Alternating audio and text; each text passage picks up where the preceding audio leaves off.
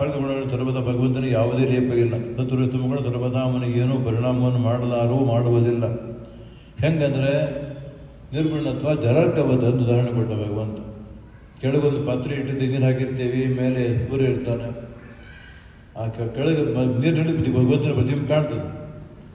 ಅದನ್ನು ಪಾತ್ರೆ ಅಲ್ಲಾಡಿಸ್ತೀವಿ, ಇದು ಅಲ್ಲಾಡ್ತಾ ಹೊರತು ಭಗವಂತ ಅಲ್ಲಾಡ, ಸೂರ್ಯ ಅಲ್ಲಾಡಂಗಿಲ್ಲ. ಆ ರೀತಿ ಭಗವಂತನಿದ್ದಾನೆ.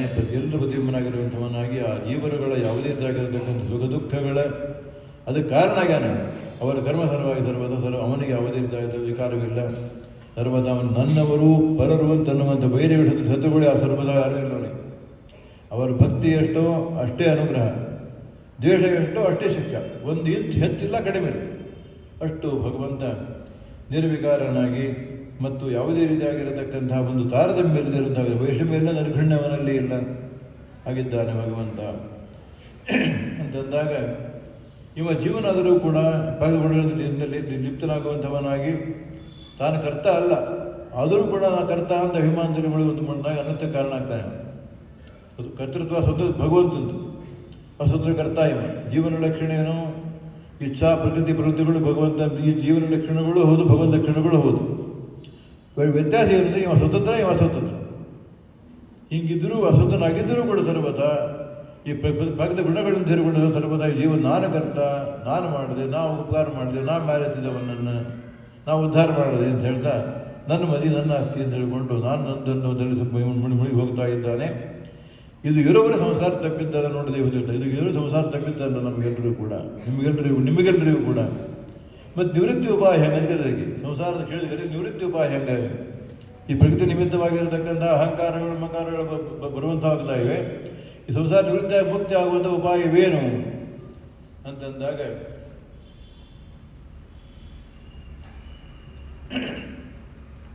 ಪ್ರಬುದ್ಧ ಸ್ವಪ್ನ ಸುಪ್ತಿಭ್ಯಾಂ ಸಂಸಾರಾನ್ ಆತ್ಮವೇಶಃ ವೈಯಥ್ಯಂ ವ್ಯಭಿಚಾರಂ ಚ ನಾಸೋ ಧ್ಯಾಯೇತ್ ಯದೋ ಭಯಂ ಅಂತ ಹೇಳಿದೆ.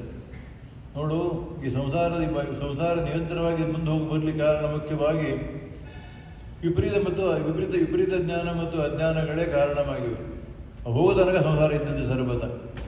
ಅದಕ್ಕೋಸ್ಕರ ಆ ಪ್ರಗತಿಯ ನಿಮಿತ್ತವಾಗಿ ಈ ಒಂದು ದುರ್ವಿಷಯಗಳ ಒಂದು ಸೇವೆಯನ್ನು ಮಾಡ್ತಾ ಪುರುಷ ವಿಷಯಗಳ ಒಂದು ಸೇವೆಯನ್ನು ಮಾಡುವಂಥವನಾಗಿ ತನಗೆ ಯಾವುದು ಕ್ಷೇಮವಲ್ಲ ಅನ್ನುವುದನ್ನು ವಿವೇಚನೆ ಮಾಡದೇ ಇರುವಂಥವನಾಗ್ತಾ ಇದ್ದಾನೆ. ಅದಕ್ಕೋಸ್ಕರವಾಗಿ ಇದನ್ನು ಅದೇವ ಶನೈಶ್ಚಿತ್ತಂ ಪ್ರಸಕ್ತಂ ಅಸತಾಂಪತಿ ಭಕ್ತಿಯೋಗೇನ ತೀವ್ರೇಣ ವಿರಕ್ತಾತ್ಮ ವಶಂನಾಗಿದೆ. ಒಂದೇ ಒಂದು ಉಪಾಯ, ಭಕ್ತಿಯೋಗ ಒಂದೇ ಉಪಾಯವಾಗಿದೆ ಇದಕ್ಕೆ. ನನ್ನಂದರೆ ಭಗವಂತನ ಒಂದು ಮಹಾತ್ಮ ಜ್ಞಾನ ಮತ್ತು ಅವನಲ್ಲಿ ಸ್ನೇಹ.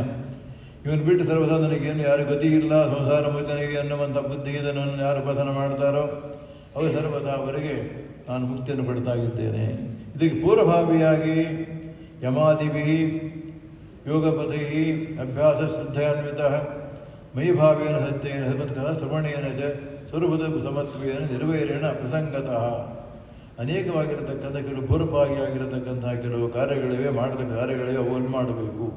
ಯಮ ನಿಯಮಗಳು ಮತ್ತು ನನ್ನ ಒಂದು ಕಥಾ ಶ್ರವಣದಿಂದ ಸರ್ವಭೂತಗಳ ಸಮತ್ವೇನ ಎಲ್ಲ ಭೂತಗಳಲ್ಲಿ ಕೂಡ ಭಗವಂತ ಸಮನಾಗಿದ್ದಾನೆ. ಇರುವಿರಲಿ, ಆನೆ ಇರಲಿ, ಸಿಂಹ ಇರಲಿ, ಮನುಷ್ಯ ಇರಲಿ, ಭಗವಂತಿದ್ದ ಎಲ್ಲ ಕಡೆ ಇದ್ದಾನೆ ಭಗವಂತ. ಇದಾಗಿದ್ದ ಸಣ್ಣವ ಆನೆ ದೊಡ್ಡವ ಸರ್ವದಾ ವಿಚಾರ ಮಾಡತಕ್ಕಂಥಲ್ಲ. ಎಲ್ಲ ಕಡೆಯೂ ಕೂಡ ಅವನು ಸರ್ವಸಮನಾಗಿದ್ದಾನೆ, ಸರ್ವಗುಣ ಪರಿಪೂರ್ಣನಾಗಿದ್ದಾನೆ, ನಿರ್ದೋಷನಾಗಿದ್ದಾನೆ ಅನ್ನುವಂಥ ಬುದ್ಧಿಗೊಳ್ಳುವಂಥವರಾಗಿರಬೇಕು. ಮತ್ತು ನಿರ್ವೈರಣ ಪ್ರಸಂಗತಃ ನಿರ್ವೈರೇಣ ಯಾರ ಮೇಲೆ ಸರ್ವತಾ ನಮಗೆ ದ್ವೇಷವನ್ನು ಮಾಡಿ ಹೋಗಬಾರ್ದು. ಮತ್ತು ಅಸಂಗತಃ ಸರ್ವತಾ ಯಾವ ವಿಷಯದಲ್ಲೂ ಕೂಡ ಸಂಘವನ್ನು ಭಾಳ ಮಾಡಬಾರ್ದು.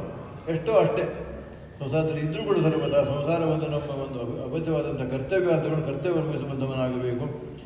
ವೇದಗಳ ಅಧ್ಯಯನವನ್ನು ಮತ್ತು ಶಾಸ್ತ್ರ ಅಧ್ಯಯನ ಮಾಡಬೇಕು. ಮೌನ, ವ್ಯರ್ಥವಾಗಿರತಕ್ಕಂಥ ಹರಟೆಯನ್ನು ಹೊಡಿಬಾರ್ದು. ಶಾಸ್ತ್ರ ಅಧ್ಯಯನವನ್ನು ಮಾಡಬೇಕು. ಅದೇ ಮೌನ. ಸುಮ್ಮನೆ ಕೊಡೋದು ಮೌನ ಅಲ್ಲ. ಶಾಸ್ತ್ರ ಅಧ್ಯಯನನೇ ಮನನ ಮಾಡೋದು ಮೌನ ಅಂತ ಹೇಳ್ತಾರೆ. ಅದಕ್ಕೋಸ್ಕರವಾಗಿ ಸ್ವಧರ್ಮೇಣ ಮಹೀಯದ, ನಾನು ಯಾವ ವರ್ಣ ಯಾವ ಆಶ್ರಮ ಅಂತ ತಿಳ್ಕೊಂಡು ಆ ವರ್ಣ ಯೋಗ್ಯವಾಗಿರತಕ್ಕಂಥ ಕರ್ಮಗಳನ್ನು ಮಾಡುವಂಥವನಾಗಬೇಕು. ಎದುರಿಚ್ಛ ಉಪನ್ನೇನ ಭಗವಂತ ಏನು ಕೊಡ್ತಾನೋ ಭಗವಂತಗೆ ನಮಗೆಲ್ಲ ಗೊತ್ತಿರ್ತದೆ. ಏನು ಬೇಕು ಅದನ್ನೇ ಕೊಡ್ತಾನೋ, ಹೆಚ್ಚು ಕೊಡೋಂಗಿಲ್ಲ, ಕಡಿಮೆ ಕೊಡೋಂಗಿಲ್ಲ. ಆದ್ದರಿಂದ ಭಗವಂತ ಕೊಟ್ಟಿದ್ದನ್ನು ಯೋಗ್ಯತೆ ಅಲ್ಲಿ ಸರಿಯಾಗಿ ಕೊಟ್ಟಿದ್ದಾನೆ ಅನ್ನುವಂಥ ಬುದ್ಧಿಯಿಂದ ಸಂತುಷ್ಟನಾಗಿರುವಂಥವನಾಗಬೇಕು, ಏನು ಆಗಿರಬೇಕು. ಎತ್ತು ಆಶಾ ಮಾಡಿ ದುಃಖ ಆಗ್ತದೆ. ಆಶಾ ದುಃಖ ಕಾರಣ ಯಾವಾಗಲೂ.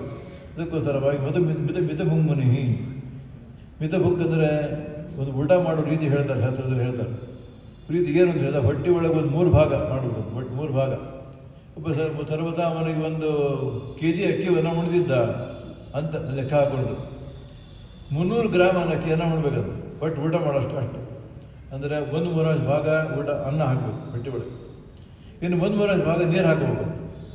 ಉಳಿದು ಭಾಗ ಖಾಲಿ ಬಿಡಬೇಕು, ಹವಾ ಆಡಲಿಕ್ಕೆ ಇಲ್ಲ, ಅದು ಜೀರ್ಣ ಆಗ್ತದೆ, ಭಜನ ಆಗ್ತದೆ. ಅದಕ್ಕೋಸ್ಕರ ಇದಕ್ಕೆ ಮಿತ ಬುಕ್ ಅಂತಾರೆ. ಮಿತವಾಗಿರತಕ್ಕಂತಹ ಮಿತ ಬುಕ್ ಮಾಡಬೇಕು. ವಿಚಾರಣ ಏಕಾಂತದಲ್ಲಿರುವಂತಹ ಅಧ್ಯಯನ ಅಭ್ಯಾಸವನ್ನು ಯಾವಾಗ ಮಾಡಿಕೊಳ್ಳಬೇಕು. ಮತ್ತು ಶಾಂತನ ಅಂದರೆ ಭಗವನ್ನಷ್ಟು ಬುದ್ಧಿ ಉಳ್ಳವನಾಗಿರಬೇಕು. ಉಪಲಭ್ಯ ಆತ್ಮನಾತ್ಮಾನಂ ಚಕ್ಷುಷೇ ಅರ್ವಾಗಾತ್ಮಕ. ಮತ್ತು ಏಕಾಂತ ಹಿಂದೆ ಹೇಳಿದ್ರೆ ಏಕಾಂತದಲ್ಲಿ ಹೋಗಿಕೊಂಡು ಜಪವನ್ನು ಅರ್ಧ ಗಂಟೆ ಮುಚ್ಚಿ ಜಪವನ್ನು ಮಾಡುವಂಥವನಾಗಬೇಕು. ಏವಂ ಸ್ವಸ್ಮಿನ್ ಬಿಂಬರು ಪರಮಾತ್ಮನ ಕಾಣಬೇಕು. ಇವರು ಭಗವದ್ಧಾನ ಮಾಡಬೇಕು. ಬಿಂಬರು ಭಗವಂತ ಯಾವಾಗಲೂ ನಮಗೆ ಗೊತ್ತಾಗಿಲ್ಲ, ಇಲ್ಲಿವರೆಗೆ ಗುರು ಬರೆದ ಗೊತ್ತಾಗಿಲ್ಲ. ಅದಕ್ಕೋಸ್ಕರವಾಗಿ ಈಗ ರಾಮದೇವರು ಅಥವಾ ಕೃಷ್ಣನು ಅಥವಾ ಮತ್ತೆ ಭಗವಂತ ವೇದವ್ಯಾಸರು ಹೇಗೆ ರೂಪವನ್ನು ಧ್ಯಾನ ಮಾಡುವಂಥವನಾಗಿರಬೇಕು, ಜಪವನ್ನು ಮಾಡುವಂಥವನಾಗಿರಬೇಕು. ಹಿಂಗೆ ಮಾಡ್ತಾ ಹೋದಂತೆ ಶ್ರವಣಾದಿಗಳನ್ನು ಮಾಡಿ ಅಜ್ಞಾನ ಕಳೆದುಕೊಂಡು ಮನಸ್ಸಿಂದ ಸಂಶಯ ಕಳೆದುಕೊಳ್ಳುವಂಥವನಾಗಿ ತತ್ವನಿಶ್ಚಯದಾಗ ಧ್ಯಾನ ಮಾಡ್ತಾ ಇದ್ದಾಗ ಒಬ್ಬ ನೇತ ಗುರುಗಳು ಅಂತ ಒಬ್ಬರು ಇರ್ತಾರೆ. ಅವ್ರು ಬರ್ತಾ ಇದ್ದಾರೆ. ಅವ್ರು ಬಂದು ಇದನ್ನು ಸ್ವರೂಪ ಇಂಥದ್ದು ಅಂತ ಹೇಳ್ತಾರೆ. ಆ ಸ್ವರೂಪವನ್ನು ಆ ರೂಪವನ್ನು ಧ್ಯಾನ ಮಾಡ್ತಾ ಇರಬೇಕು ಅಂತ ಹೇಳಿ ಭಗವಂತ ಉಪದೇಶ ಮಾಡುವಂಥವನಾದಾಗ ಅದರಿಂದ ಈ ಒಂದು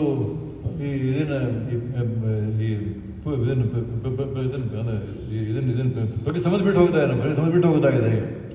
ದೇವತೆಗಳ ಅಲ್ಲ, ಭಗತಿ ಪುರುಷರು ಇಬ್ಬರು ಕೂಡ ಅನಾದಿಯಿಂದ ಸಂಗತಿ ಇದ್ದರು.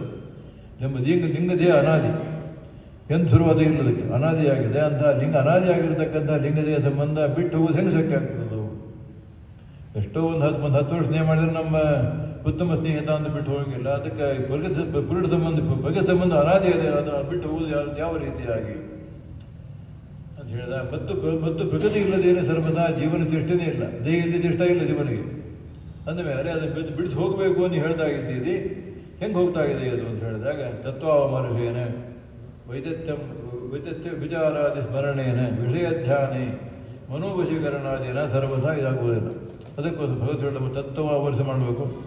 ಮುಖ್ಯ ತತ್ವ ಭಗವಂತನಾಗಿದ್ದಾನೆ, ಅವನ ಅಧೀನವಾದ ತತ್ವಗಳು ಅನೇಕವಾಗಿ ಜಗತ್ತೆಲ್ಲ ಅವನ ಅಧೀನವಾಗಿದೆ ಅನ್ನುವಂಥ ಒಂದು ಬುದ್ಧಿಯಿಂದ ಮತ್ತು ವಿಷಯಧ್ಯಾನವನ್ನು ಕಡಿಮೆ ಮಾಡದ ಬಿಡುವಂಥವನಾಗಬೇಕು.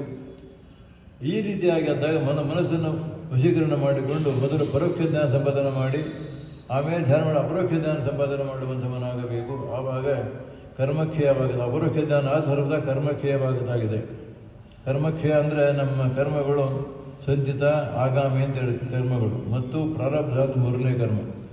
ಸಂಚಿತ ಕರ್ಮಗಳು ಇವತ್ತಿನವರೆಗೆ ನಾವೇನು ಹಿಂದೆ ಏನು ಮಾಡೇವಲ್ಲ ಸಂಚಿತ ಕರ್ಮ, ಅವೆಲ್ಲ ನಮ್ಮ ಅಕೌಂಟಾಗ ಇರ್ತಾವೆ ಕರ್ಮಗಳು. ಪುಣ್ಯನೋ ಪಾಪನೋ ಎರಡೂ ಇರ್ತಾವೆ. ಇನ್ನು ನಾಳೆ ಮಾಡುವ ಕರ್ಮ ಅದು ಆಗಾಮಿ ಕರ್ಮ. ಈ ರೀತಿಯಾಗಿ ಭಗವಂತ ಅಪರಿಚಿತವಾದಾಗ ಹಿಂದಿನ ಕರ್ಮಗಳೆಲ್ಲ ನಾಶವಾಗಿ ಸುಟ್ಟೋಗ್ಬಿಡ್ತಾವೆ. ಈ ಅರಳಿ ಒಳಗೆ ಬೆಂಕಿ ಹಾಕಿದ ಸುಟ್ಟೋಗ್ಬಿಡ್ತಾವೆ. ಮುಂದಿನ ಕರ್ಮ ಲೇಪ ಇಲ್ಲ. ಅದು ಪ್ರಾಪ್ತ ಕರ್ಮವನ್ನು ಭೋಗ ಮಾಡುವಂಥವನಾಗಬೇಕು. ಅದು ಭೋಗ ಮಾಡಿ ಸರ್ವಥ ಅದನ್ನು ಎಷ್ಟು ಜನ್ಮ ಗೊತ್ತಿಲ್ಲ ಭೋಗ ಮಾಡಿ ಅಲ್ಲಿಂದ ಮುಂದೆ ಲಿಂಗದೇವರು ಕಳೆದುಕೊಂಡು ಮುಕ್ತಿವಂತಾಗಿದ್ದಾನೆ ಅಂತ. ಈ ಸಂಸಾರದಿಂದ ಭಗತಿ ಪುರುಷಗಳ ಒಂದು ಸಂಘ ಸರ್ವಥ ಅನಾದಿಯಿಂದ ಇದ್ರು ಕೂಡ ಅನಾದಿಯಾದ ನಾಶ ಆಗುವಾಗ ನಾಶವಾಗುತ್ತಾ ಇದೆ. ಅದು ಸ್ವಲ್ಪ ನಾಶವಾಗುತ್ತದೆ, ಬಿಟ್ಟು ಹೋಗುತ್ತಾಗಿದೆ. ಅನಿಮಿತ್ತೇನ ಪ್ರವೃತ್ತೇನ ಸ್ವಧರ್ಮೇಣ ಅಮರಾತ್ಮನ ತೀವ್ರಯ ಮೈಭಕ್ತ್ಯಾದಿ ಸ್ತುತಿ ಸಂಭೃತಮಾಚರಂ